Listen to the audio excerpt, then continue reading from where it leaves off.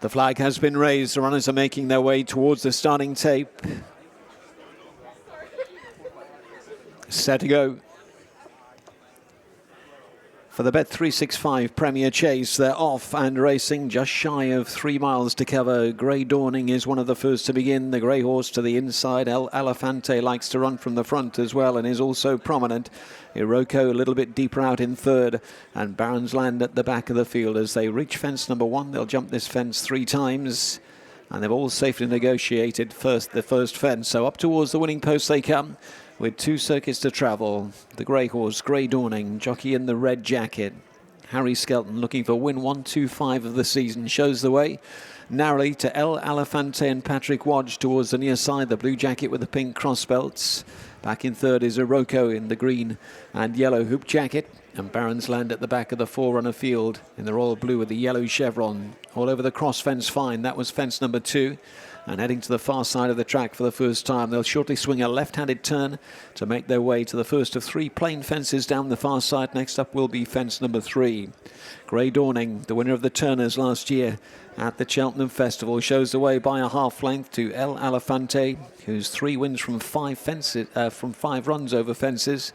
Length and a half to Iroko, back in third position. And Baron's Land at the back of the field. Here's fence number 3. Grey Dawning and Elefante rise and land together. A couple of lengths to Iroko, is content to nestle in third position behind the pace. And then Baron's Land quickly onto fence number 4 they go. Grey Dawning's good there. They've all negotiated fence 4 fine. And they're pressing on towards another plain fence down the far side. Fence number 5 upcoming for Grey Dawning, who's pricking his ears at it. Into the wings of it they go. Fence 5, Grey Dawning jumps well again. Elefante out wide of Iroko, travelling on a tight rein for Jonjo O'Neill Jr. in third. And a gap of 6 or 7 already to Baron's Land and Conor O'Farrell at the back of the field. So they've left the back stretch behind them. They've taken a turn. They're heading down the side of the track towards fences 6 and 7. Both of these fences are plain. And Grey Dawning continues to lob along on a tight rein. And fences well again. Gets over by just over a length to Iroko, moving towards the inside of Elefante, and a gap of 8 to 10 to Baron's Land at the back. Fence number 7 upcoming. Grey Dawning over in front once again, all fencing pretty smoothly so far, and about to take the turn on the bottom end of the track to make their way up the home straight towards an open ditch, which is fence number 8 on this circuit. Grey Dawning continues to press on in front, 3 parts of a length clear of Elefante racing in second. Iroko back in third for Jonjo Jr., looking for win 45 of the season. And Baron's Land just inching a little bit closer at the back of the field as they take the ditch. All over that fine. And so they're heading up past their point of departure. They've just about completed a circuit. And they're heading off towards another plain fence, which will be the last next time around. Fence number 9 on this circuit. Grey Dawning in front by about a length and a half. Iroko and Elefante racing together, second and third. And Baron's Land at the back, all safely over fence number 9. So up towards us they come again. Just over a circuit to go in the Bet365 Premier Chase. And Grey Dawning will lead them out on the final circuit by just over a length to Elefante. Just inching closer again, the mare towards the near side. Iroko content to sit in the slipstream of the leader.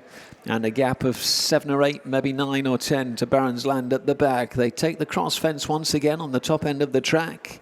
And the pace just gradually increasing here. Grey Dawning trying to stretch them a little bit as they begin the turn towards the far side. Leading up by a length to Elefante racing second. Iroko still content to sit in behind in third.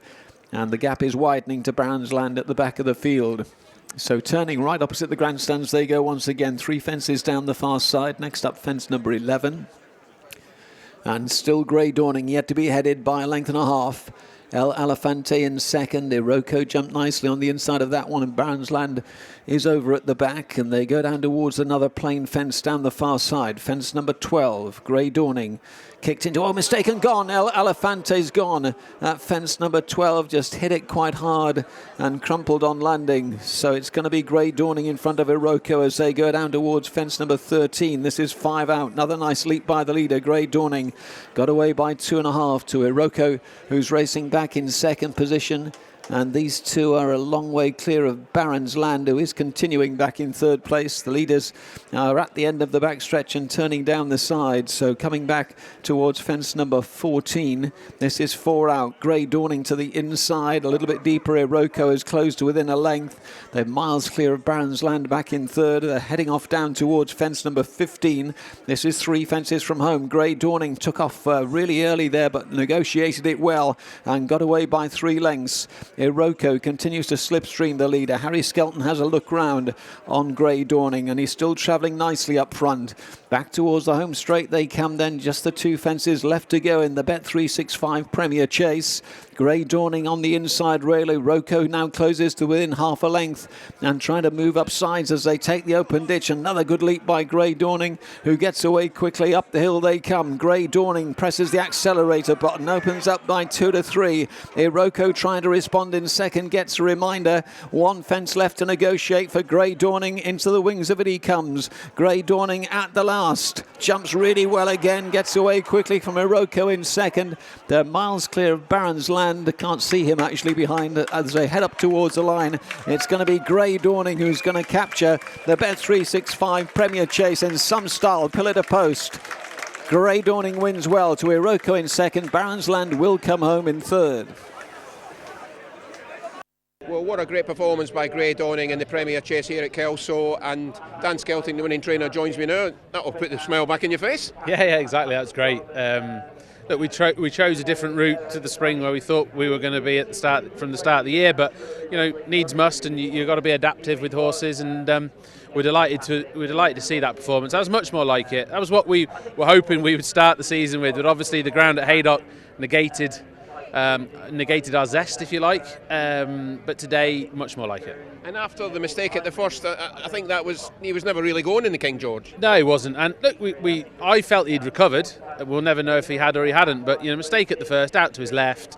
The tempo Elefante went that day meant that we couldn't, we couldn't get into the race, let alone compete after that. So things just didn't work out in the first couple of starts. Even still, like that first run was his best ever run, according to the handicapper at Haydock. So it's nice to be in this position now. Of course, we're not in the Gold Cup. Well, we still are in the Gold Cup, but we're not heading for the Gold Cup. But I always said it was important to have a good spring with him, and we're 50% of the way to that. And Harry's reaction, didn't he jump and travel? Harry was just delighted with him, and we've been hoping to show that off this year, but of course the ground meant we couldn't at Haydock, and he's one of our flagship horses, so it's great to be able to showcase him, and Harry got the feeling. He said, was it good to watch as it was to ride? I said, yeah, it was pretty good. It was tremendous to watch. He's won a shade snugly as well, and I'll tell you what, the horse in second's no slouch. Absolutely fair play to the second. Obviously, a great prep for a Grand National. I hope we both go forward with smiles on our faces and hope in our hearts for entry for different races. But yeah, I think that the second horse is, we were not taking him lightly here today. No, and it'll be, I'm assuming, the Bowl at entry, is it? Yeah, the Bowl. Yeah, which gives him a nice break now. He gets a chance to have an easy week and then a build up. So yeah, like I said, it was important to try and have a good spring. Yeah, the problem is you can't go right-handed really, effectively. So it's not like you could just say, oh well, we'll go to Cheltenham and then we'll go and make up for lost time at Punchestown, because he just doesn't really go right-handed effectively. Yeah, and just a bit of an easy time and then build them back up for entry. Yeah, exactly. Yeah. Listen, great performance. Well done. All right, cheers. Good man.